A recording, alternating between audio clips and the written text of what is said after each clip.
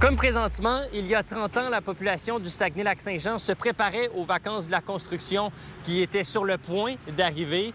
Toutefois, leur plan a été bouleversé par un événement que Nouveau Info souhaite commémorer dans ce bulletin spécial. Bienvenue à la commémoration des 30 ans du déluge de Saguenay. Éric Arsenault, professeur ici au Cégep de Jonquière, en actualité. Bonjour. Bonjour. Bonjour. Donc, on va revisiter les événements de 1996 à travers des images que j'ai sélectionnées, des images qui vous rappelleront aussi certainement certains souvenirs.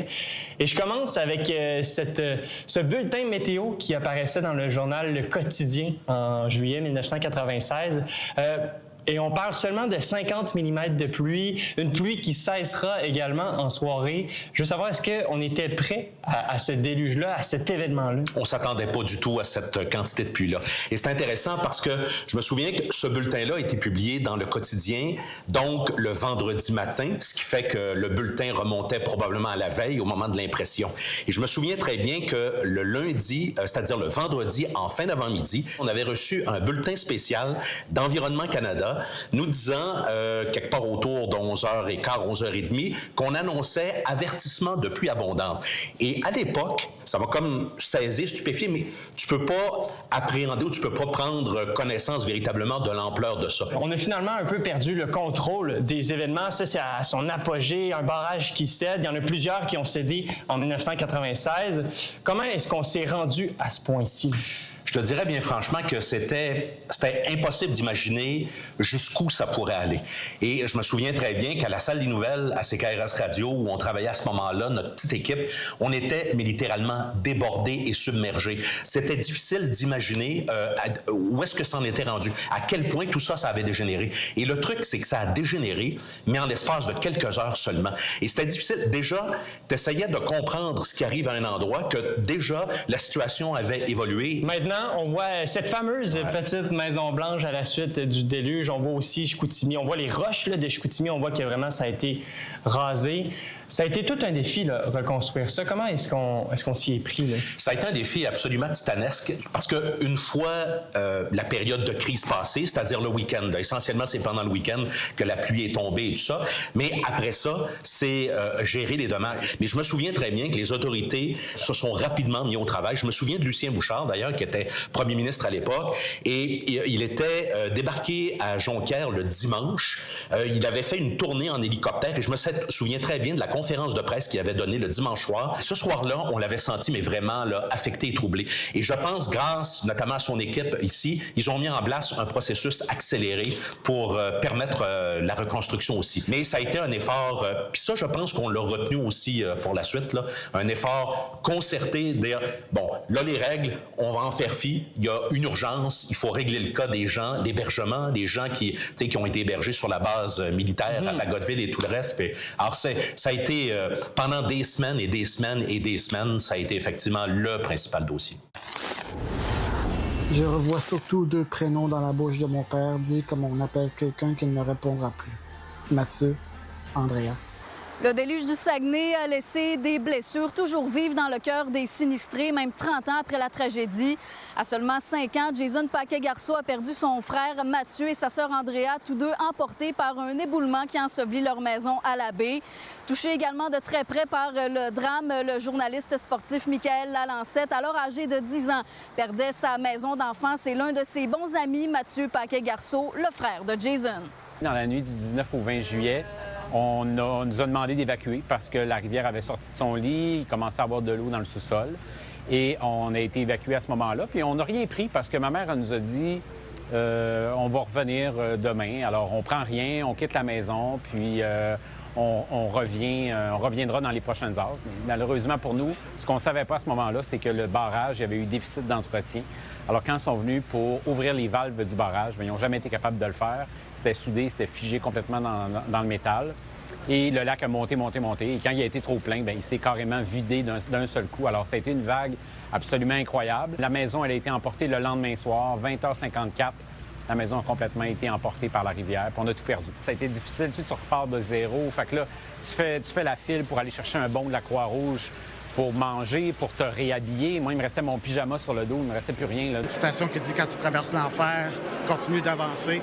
Si tu t'arrêtes, c'est là que tu vas te mettre à couler. C'est pas une guérison complète.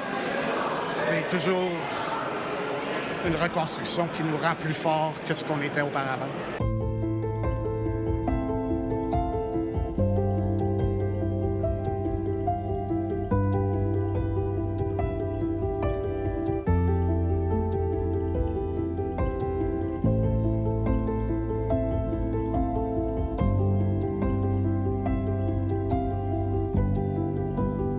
Il a fallu que je reparte un peu de zéro. Ça a été vraiment un cheminement libérateur. Écrire leur histoire, mais également celle des autres, s'imposait à eux comme une évidence.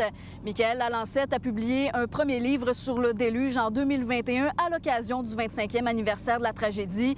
Aujourd'hui, Jason Paquet-Garceau rend hommage à son frère et à sa sœur avec Entre chaos et lumière, qui sera officiellement lancé le 20 juillet prochain au Musée du Fjord. Je me suis rendu compte que justement, de garder ça pour moi, ça aurait été un peu égoïste en quelque sorte. C'était un peu comme une thérapie. Puis à force de l'écrire, je me suis rendu compte, je voulais que ça apporte du bien aux gens. Je voulais que ça ait un sens, que la mort de mon frère et ma sœur soit pas arrivée pour rien. J'ai vécu un drame inimaginable, mais d'autres personnes ont vécu des drames aussi différents. Je pense qu'on peut tous se retrouver un peu dans le parcours de résilience. Après 30 ans, c'est une génération entière aussi qui passe, qu'ils n'ont pas connu le déluge. C'est un devoir de mémoire. La seule chose que je souhaite, c'est qu'on n'oublie pas ceux qu'on a perdus dans cet événement-là, la résilience, les leçons du passé de cet événement-là.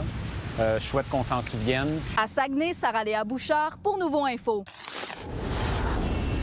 30 ans plus tard. Je pense que tous les astres étaient alignés pour donner ce que ça a donné. Le déluge du Saguenay est-il vraiment derrière nous? Ça serait surprenant qu'un événement comme le déluge du Saguenay se reproduise. Depuis 1996, beaucoup de choses ont évolué depuis la catastrophe. Ça a énormément changé notre façon de voir les mesures d'urgence et de les planifier. On n'est jamais à l'abri d'une forte tempête encore aujourd'hui, alors revenons sur ce système qui s'est abattu sur la région en 1996 afin de comprendre pourquoi est-ce que le Saguenay est à l'abri d'un autre déluge comme dans le passé. C'est un gros système de pressionnaire qui s'était ancré au-dessus du parc des Laurentides. Donc, les prévisionnistes chez les gestionnaires de barrages avaient des modèles qui prédisaient 70 000 mètres, intégraient ça dans leur propre modèle à eux. Donc, eux ont ouvert les vannes dans l'optique d'avoir un événement de 70 000 mètres, plus ou moins une certaine marge de manœuvre.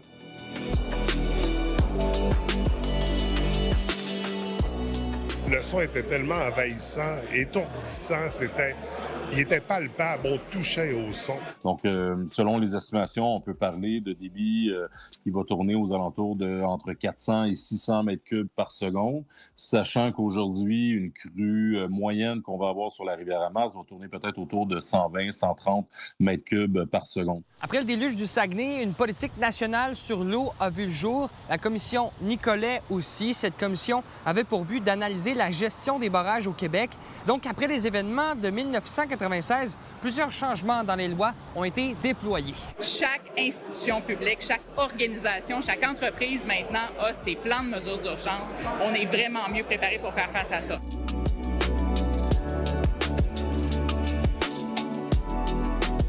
On a refermé les rivières parce que les rivières étaient devenues hyper larges. Donc, on a effectivement installé des enrochements, mais on a trop rétréci la largeur des cours d'eau.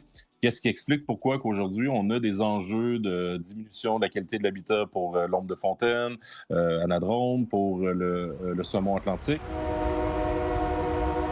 La plus récente génération, eux autres, c'est ça, ils voient, mettons, la Commère en bas, puis ils se disent, bon, ça a toujours été comme ça, il y a toujours eu un parc avec des jeux d'eau en bas, puis mais non, c'était habité, il y avait des gens qui étaient là, qui ont tout perdu. Alors oui, dans la gestion des catastrophes naturelles, le risque zéro n'existe pas, mais les experts s'entendent pour dire que les chances de voir une autre catastrophe comme celle-là, un autre déluge comme celui de 1996 dans la région, est assez faible. Les événements du déluge du Saguenay ont tout de même laissé une marque importante sur les cœurs des Saguenayens, mais aussi sur le paysage de la région. Tu sais, les traces s'effacent avec le temps. Tu sais, je prends l'exemple de ma tante.